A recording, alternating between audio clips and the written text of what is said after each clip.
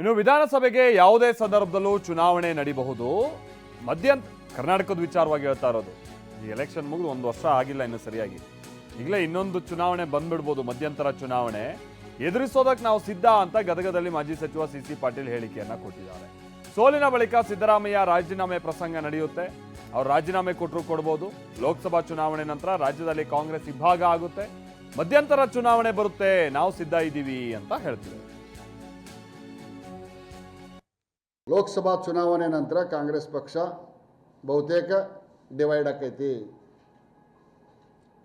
ಕಾಂಗ್ರೆಸ್ ಮುಕ್ತ ಭಾರತ ಆಕೈತಿ. ಸೋಲಿನ ಹೊಣೆಯನ್ನು ಹೊತ್ತು ಸಿದ್ದರಾಮಯ್ಯನವರು ರಾಜೀನಾಮೆ ಕೊಡಬೇಕಾದಂಥ ಪ್ರಸಂಗ ಬರ್ಬೋದು. ನನ್ನ ವೈಯಕ್ತಿಕ ಅನಿಸಿಕೆ, ಯಾವುದೇ ಸಮಯದಲ್ಲಿ ಕರ್ನಾಟಕಕ್ಕೆ ಮಧ್ಯಂತರ ಚುನಾವಣೆ ಬರ್ಬೋದು. ಬಂದರೂ ಏನು ಆಶ್ಚರ್ಯ ಇಲ್ಲ. We have already mentally prepared for it. ಇನ್ನು ಬಿಜೆಪಿ ಅಧ್ಯಕ್ಷ ಜೆಪಿ ನಡ್ಡಾ ವಿರುದ್ಧವಾಗಿ ಎಫ್ಐಆರ್ ದಾಖಲಾಗಿದೆ.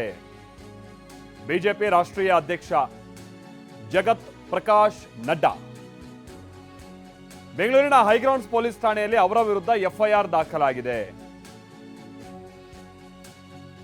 ಕಾರಣ ಏನು ಅಂತಾರೆ, ಬಿಜೆಪಿ ನೀಡಿದಂತ ಒಂದು ಜಾಹೀರಾತು, ಅದ್ರ ವಿಚಾರವಾಗಿ ದೂರು ದಾಖಲಾಗಿರೋದು. ಏನು, SC/ST ಅನುದಾನವನ್ನ ಮುಸ್ಲಿಂ ಪಾಲು ಮಾಡಲಾಗ್ತಾ ಇದೆ ಅನ್ನುವಂಥದ್ದು ಆರೋಪವನ್ನ ಮಾಡಿ ಒಂದು ಜಾಹೀರಾತನ್ನ ನೀಡಲಾಗಿತ್ತು. ಈ ಮುಖೇನವಾಗಿ ಸುಳ್ಳು ಮಾಹಿತಿಯನ್ನ ಕೊಡ್ತಾ ಇದ್ದಾರೆ ಅನ್ನುವಂಥದ್ದು ಒಂದು. ಎರಡನೇದಾಗಿ ಅಗೈನ್ ಧರ್ಮಗಳ ನಡುವೆ ಕಂದಕ ಉಂಟು ಮಾಡುವಂಥ ಪ್ರಯತ್ನ ಆಗ್ತಾ ಇದೆ ಅಂತೇಳಿ ಅವರ ವಿರುದ್ಧವಾಗಿ ಕಂಪ್ಲೇಂಟ್ ಕೊಡಲಾಗಿತ್ತು. ಆ ಕಂಪ್ಲೇಂಟನ್ನು ಆಧರಿಸಿ FIR ದಾಖಲಾಗಿದೆ.